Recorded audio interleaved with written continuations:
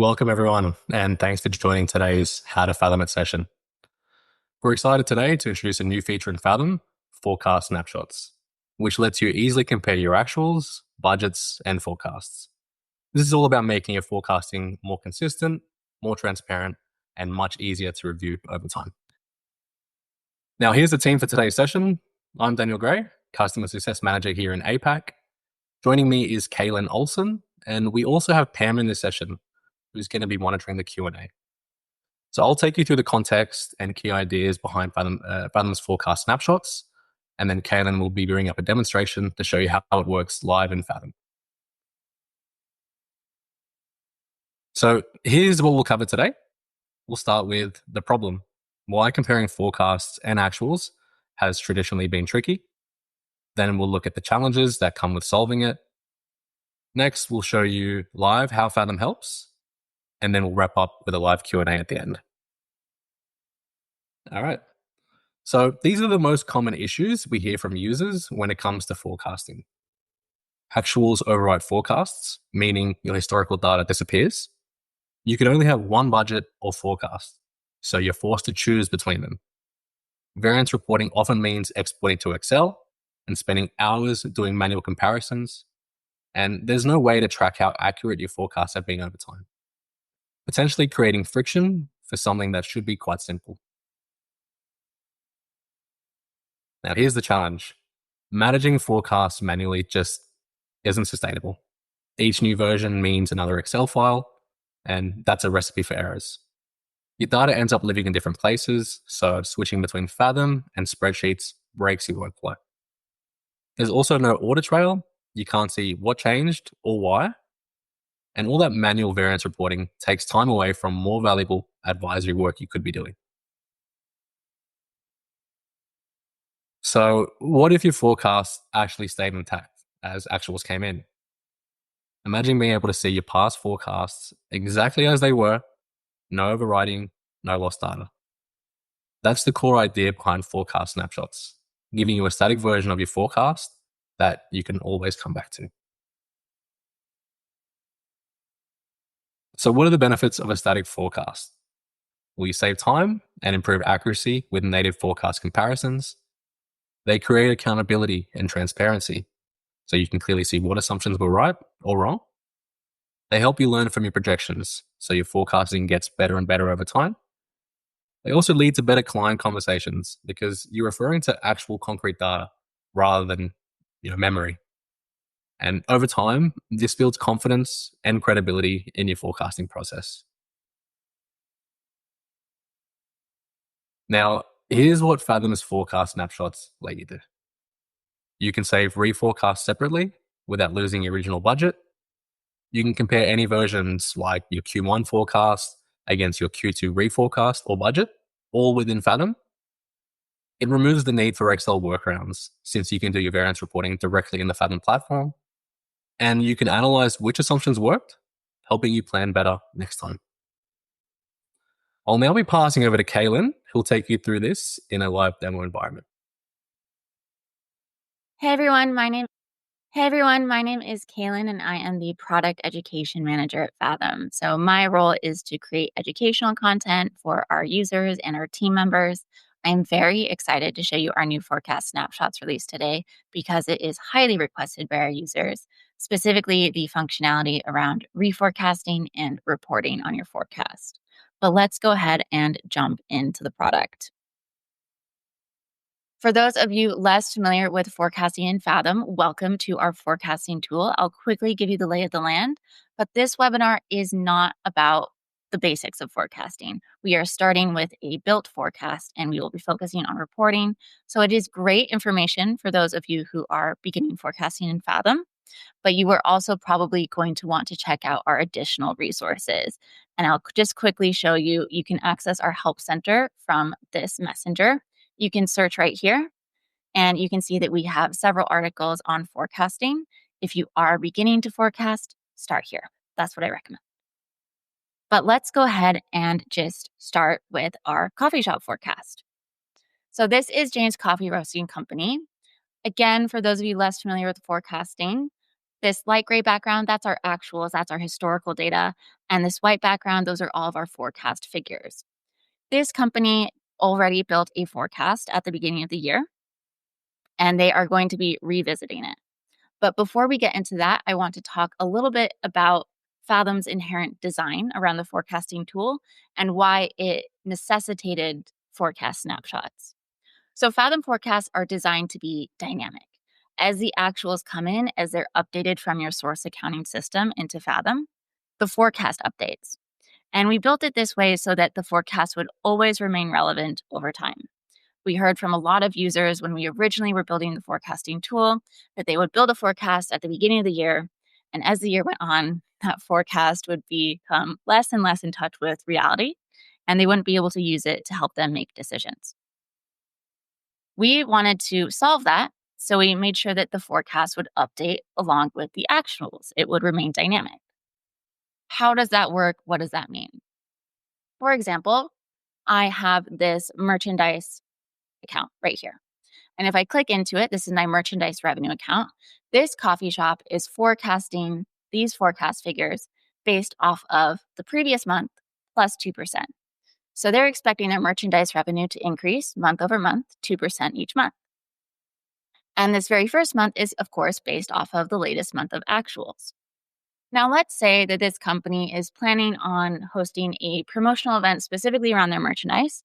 So they're expecting to bring in a little bit more revenue, and I'll just go ahead and hard code in 60,000 for those forecast figures for September. That is what they were originally planning.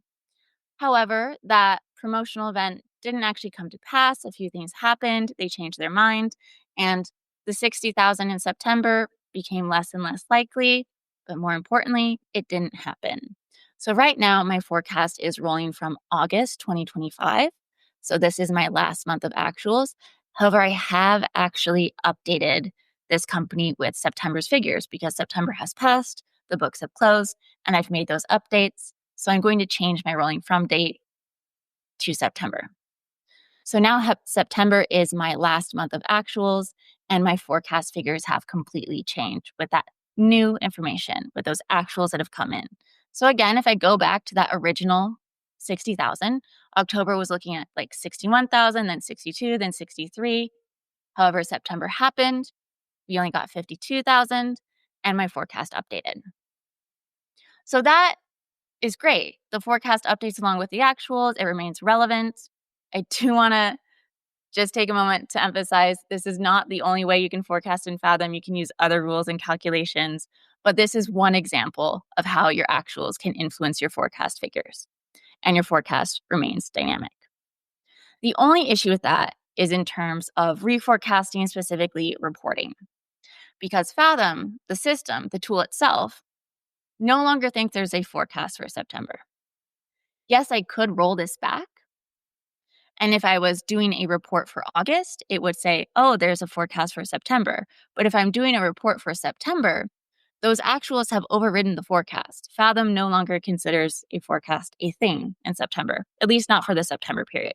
There's forecasts for October, November, December going forward, but September has come and gone. The actuals have overridden the forecast. So I wanted to compare what I had originally forecast to what actually happened. I wasn't able to do this. And this is why we needed to build forecast snapshots.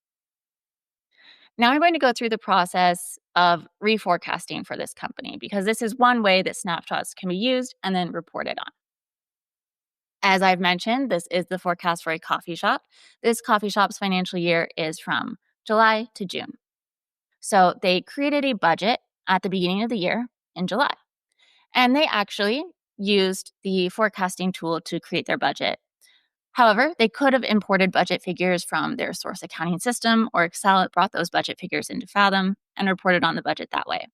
But this company created a forecast or a budget at the beginning of the year, and they used a scenario to do that. And then they saved that forecast as their budget in Fathom. I get that it's a little bit confusing because I'm using the term budget and forecast a lot right now. But essentially, they created a forecast, which they called their budget. They saved that forecast as their budget in Fathom. They use this save icon right here, and they click save forecast as budget. And they could have saved their main forecast or the scenario that they created. For those of you who are much more familiar with Fathom forecasting, you'll notice that we moved that. So you used to save the budget as the forecast from here, but now it has moved to this save icon as part of this update. So they saved their original forecast as their budget at the beginning of the year. And now Q1 has come and gone, it's passed, and they want to revisit the forecast because things didn't go exactly the way that they expected. So they need to make a few changes to ensure that they, are incorporating those changes. Sure, the actuals are updating, but they want to just change some of the assumptions, some of the rules that they're using now that they see how Q1 has trended. To do this, I'm going to go ahead and create a scenario. You don't have to reforecast with a scenario. You can use your main forecast. I am doing it this way, though, because it offers additional reporting options later on, and I will go over that when we're looking at a report. So I have my reforecast scenario. I'm going to leave everything the same for now. And right now I am in my scenario. I know that I'm in my reforecast scenario because I can see its name right up here. And if I wanted to leave, I could go ahead and exit that. Anything that I do to my forecast now will only impact this scenario. It will not impact my main forecast. So I am just working on my reforecast right now. As I mentioned, things didn't go quite as this company thought that they would. Originally, they believed that their drink and food revenue would increase by 5% month over month. They're actually seeing trends closer to 4% month over month. And so now that they're seeing that for Q1, they just want to continue that rule into the future because they think trends will be closer to that rather than their original 5% assumption. So I'm going to create a new rule. As I mentioned, there are a lot of different options for forecasting, including using drivers to calculate your forecast figures. But for this example, we are using that link to previous period rule again. We're going to base it off of the last month. And instead of a 5% month over month increase, we're going for 4%. I'm going to add a note for myself. So based on Q1 trends, we expect drink and food revenue, cannot spell, to increase by 4% month over month. And I can include this assumption in a report later on if I want to. But this is really important for just keeping track of the decisions you're making as you're forecasting, especially if you're forecasting with team members and they want to know, why something has changed. This is very helpful to them because they can see this note, even if it's not included in a report. If they're working in the forecast and editing the forecast, they can see these notes. So I'm going to go ahead and create this rule. And those forecast figures are updating. So instead of the 5% month over month increase, I'm seeing that 4% increase. And on top of that, we are expecting a holiday marketing campaign. So, those pumpkin spice flavors, those sorts of things are expected to increase our revenue for drink and food too.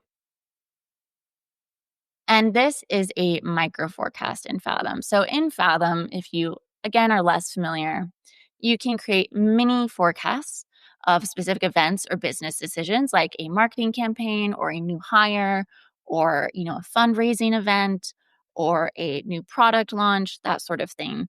And those are micro forecasts. Now, this company is going to continue to have that holiday campaign. It's still planned to start in November.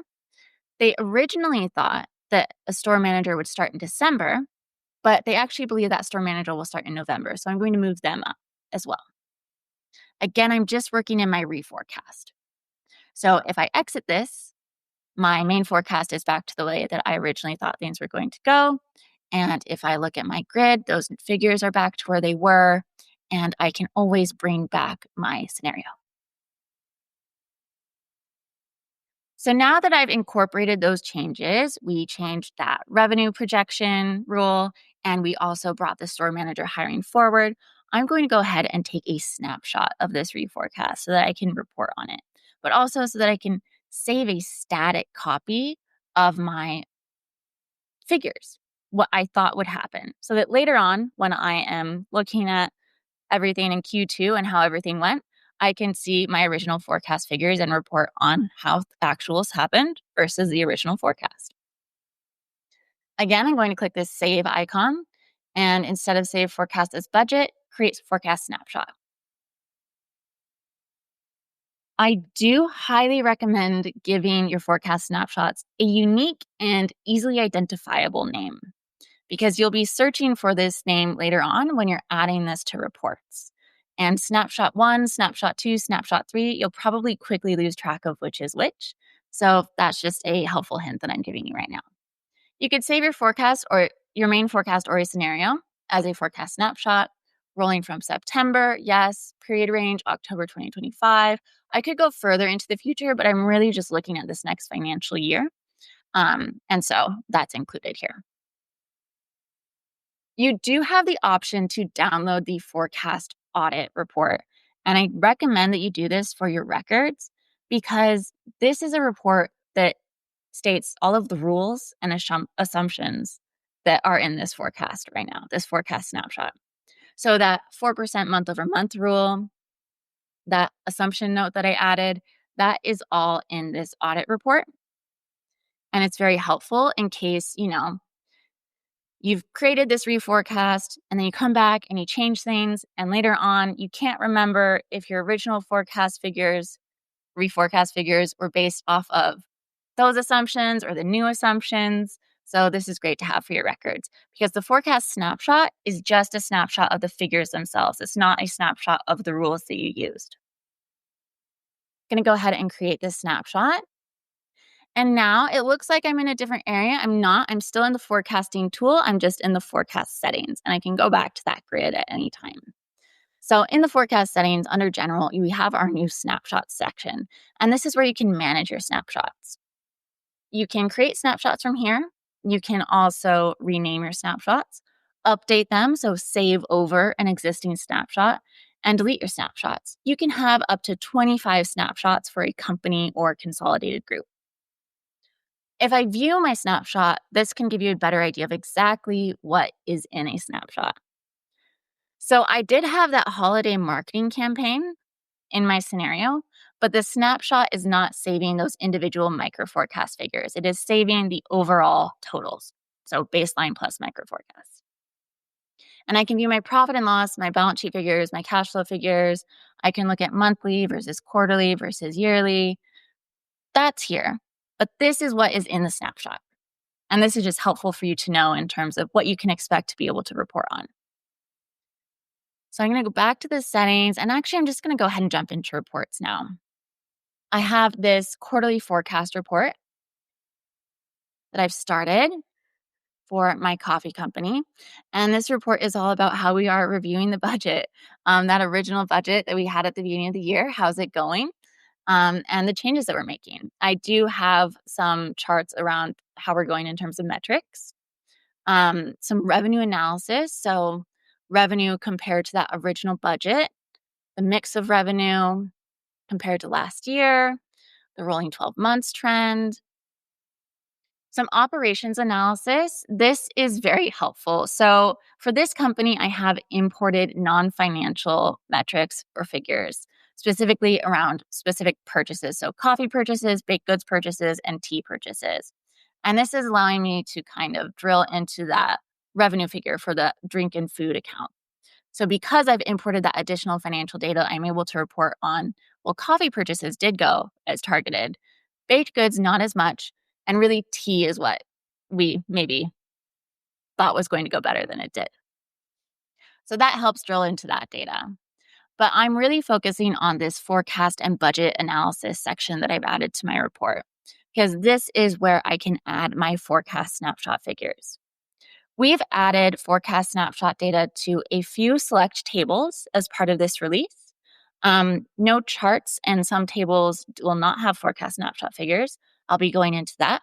But we really focused on variance analysis specifically for this release because that is what a lot of people were asking for. They were asking to be able to report on their actuals versus their forecast versus their budget. So where can you add forecast snapshot data in a report? In tables and financials, you can add it to financial tables. You can also add it to financial snippets. So those are just like financial tables, but they're focusing on a specific classification. So instead of your entire profit and loss, you can only show your revenue or your cost of sales or your expenses, just focus on one specific area. And then your KPI tables. which will allow you to report on metrics. So your expected financial metric results versus what actually happened. Now I have added a financials table to this report. And after you've added the table to the report, you can hover over it and click this green pencil icon to edit it, or you can just double click it. This is my financials table. I am looking at the profit and loss. I could change this financial statement. I'm looking at yearly figures because I'm really focused on year to date and where I would expect to be by the end of the year originally versus now versus my reforecast.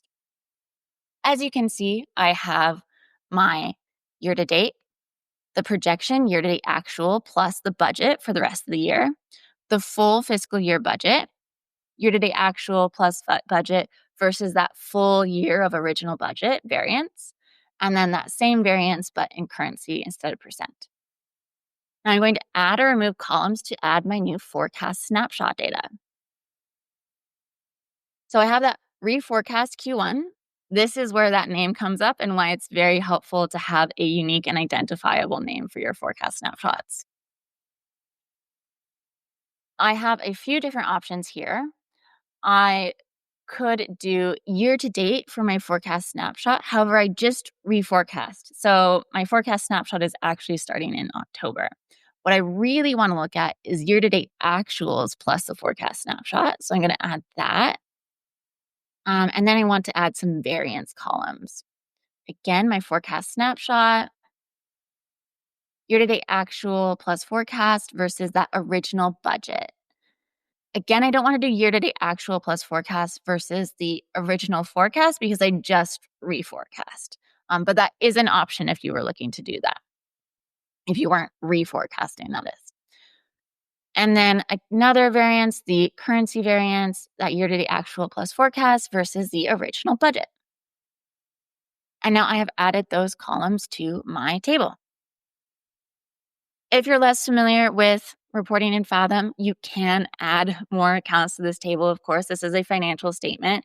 I am keeping this one streamlined though, so I'm going to look at summary level data. You could add profit margins if you want to. Again, I'm going to keep this streamlined. So I'm going to save those changes. And this is my financials table with that new forecast snapshot data. You can see year-to-date actuals plus the reforecast, and then how that compares to the original budget. So actuals versus forecast versus budget.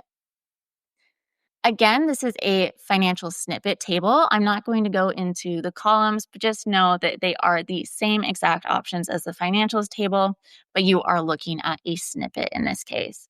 So I am just focused on that revenue classification. I could be looking at expenses. This is a way to, report on actuals versus budget versus forecast, but just focused on one specific classification. So maybe you really did not perform as you originally thought in terms of expenses specifically. And you don't want people to look at the revenue figures and all of that. You just want them to look at expenses. That is why a financial snippet is very useful.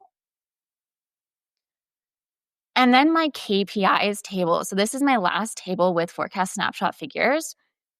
And this is where you can add some cool metrics.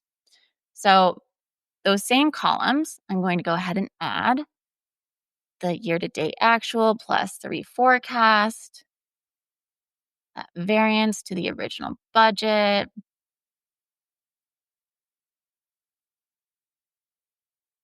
and again, the variance to the original budget.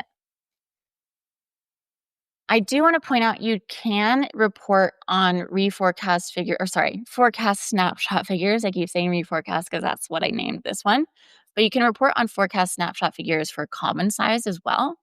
Common size is how much account contributes to revenue. So the percentage of revenue for an account. If it's a profit and loss account, if it's a balance sheet account, it would be total assets or total assets plus liabilities, depending on the balance sheet account. But essentially, the percentage of revenue.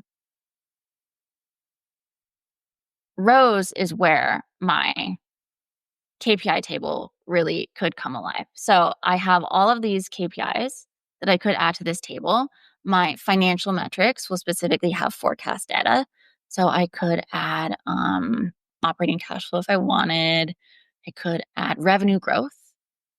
gross profit growth, operating profit growth, all of that I could add to my table, but I could also add, you know, accounts from my chart of accounts or profit and loss and balance sheet figures. If you want to create a custom financial statement, you can do that with a KPI table because KPI tables are very bespoke.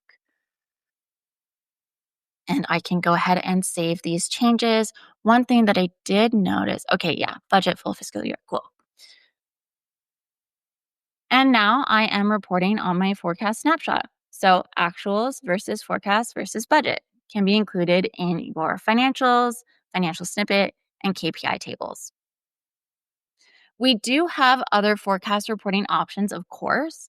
And this is why I did recommend saving the reforecast or using a scenario to reforecast at the beginning, because I do have this lovely trend chart, but I can't add forecast snapshot figures to a trend chart currently. Please let us know if you would like to be able to do that, and we can log that feature request.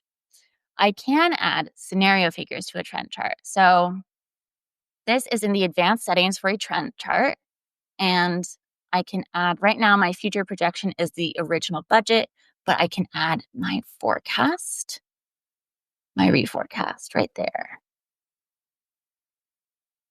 If I was looking at a scenario comparison chart, I could look at the original trend projection for the budget and the projection for the new scenario. Another way that scenarios could come in and be helpful if you reforecast with a scenario is I was originally thinking that my store manager would start in December, and I have this lovely business roadmap chart. I can show that new plan of the store manager starting in November because I can report on my scenario in a business roadmap chart. And then finally, a financial trends table. So, unlike a financial table, you don't have the variance columns, but you can report on month over month, quarter over quarter, year over year figures of actuals, and then, of course, your forecast. So, forecast snapshots cannot be added to this table at this time, but you can add a scenario projection.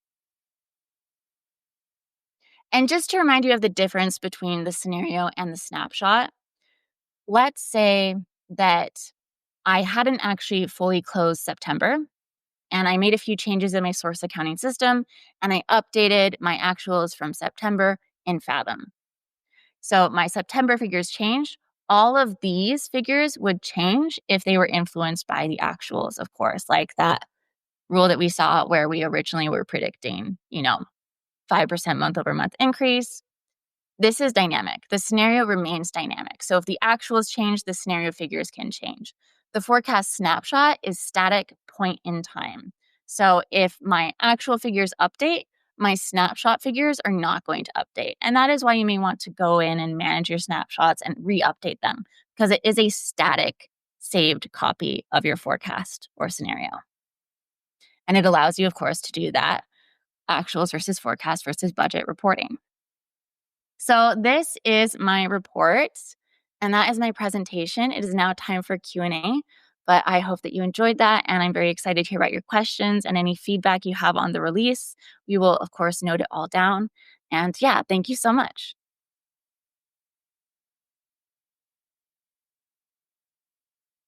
Thanks for that, Kaylin. That was a great overview of what forecast snapshots are and how they can transform your forecasting workflow. So to sum it up, here's the shift. The old way meant actuals overwrote forecasts. You were limited to one budget, variance reporting required Excel, and you lost your forecast history. Now, with forecast snapshots, you can preserve all your forecast versions, maintain separate budgets and forecasts, report variances natively in Fathom, and keep a full audit trail. It's simpler, faster, and just far more reliable. And that brings us to the end of our session today. Thank you all for your attendance and participation. We did receive a few questions in the chat during the session. So thank you again for your participation and adding some questions to the chat there. So what I'll do right now is I'll go through some of these questions we received just to answer them because they may be relevant for others in the audience. All right. All right, we've got a question here from, let me have a look. From Julie, will there be a recording of this? I'll not be able to attend the whole webinar, but would love to see the information. Yes, absolutely. You'll be receiving a copy of this recording in your email once it's ready. So just keep an eye out for that. Should come relatively quickly, maybe today, tomorrow. We have another question here from Paula. Is this available only if you use the forecasting budgeting in Fathom? Can you load Excel versions for budget and forecast? So, hey, Paula, yes, this snapshot feature is only available if you've created a forecast. You can load a budget via Excel into Fathom. However, we don't have a way to import Excel forecast. As a workaround, what you can do is you can load your Excel forecast into Fathom as your budget and then use that. We have a question here from Jackie. Can you forecast at a group level? So multiple entities together. Yes, absolutely. You can create a forecast directly at the group level. So there's a couple of ways to do this.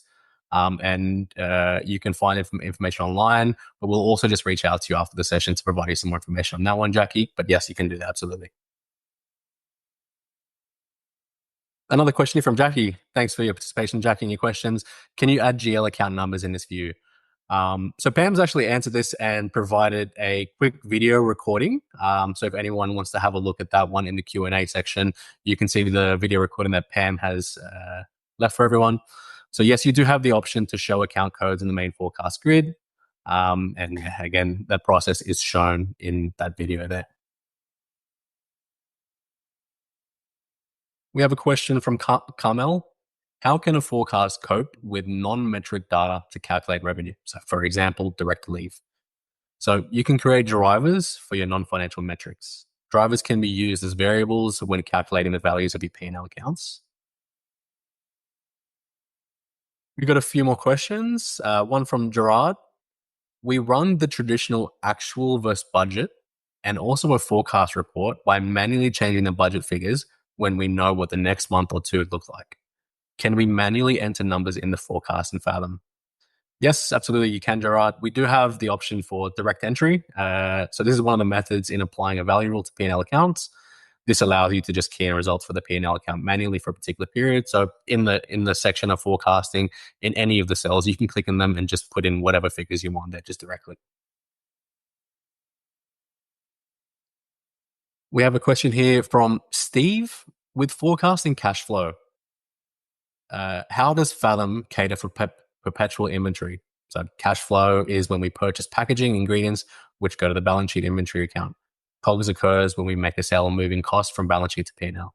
So with regards to forecasting inventory, you're able to model inventory or stock purchases and usage in your Fathom forecast using journals and or timing profiles. Journals in Fathom allow you to create one-off or recurring balance sheet movements.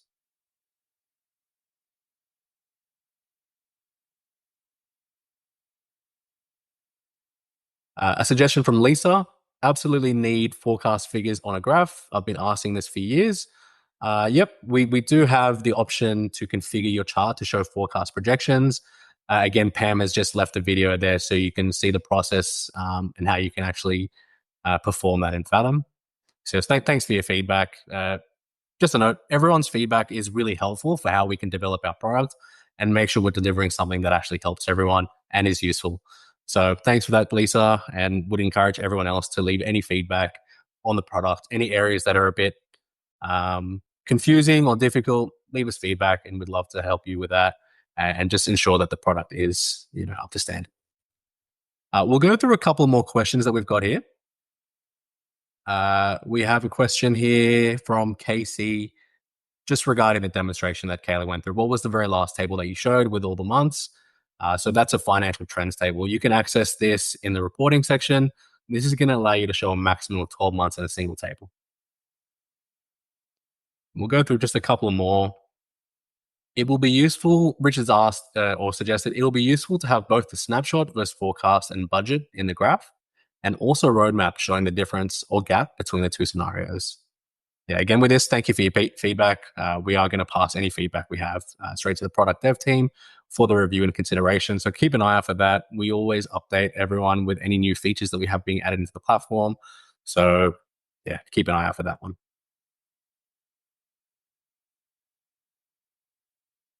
And we have a question from Melanie. Can you have forecast snapshots for consolidated entities? So built from individual companies. Yes, forecast snapshots are also available for consolidated forecasts. And we have just one more question here from Ashreen. How does snapshot forecast integrate tracked or multiple forecasts? What do you say to that one? Oh, we don't have a response for that just yet. So we'll get back to you shortly. So if we didn't get through to your questions as you've posted them to the chat, we will make an effort to get to ensure we get back in touch with everyone and make sure any questions that are left unanswered can be answered for you. So we'll have our team members reach out to you individually and just provide some more guidance on the different areas that you've got there. But hopefully everyone's got a pretty good understanding of how this session or forecast snapshots will work in Fathom. This does bring us to the end of the session. We want to thank everyone for your attendance and participation. If you're not already using Fathom, you can start a free 14-day trial at fathom.com. And if you'd like to learn more or revisit today's session, the recording will be sent to your inbox soon. We do hope forecast snapshots make your forecasting smoother, faster, and more insightful. And with that, we will wrap up today's session. We hope to see you all again in next month's webinar, so keep an eye out for that one. And that's it. Bye for now. Thank you, everyone. Bye-bye.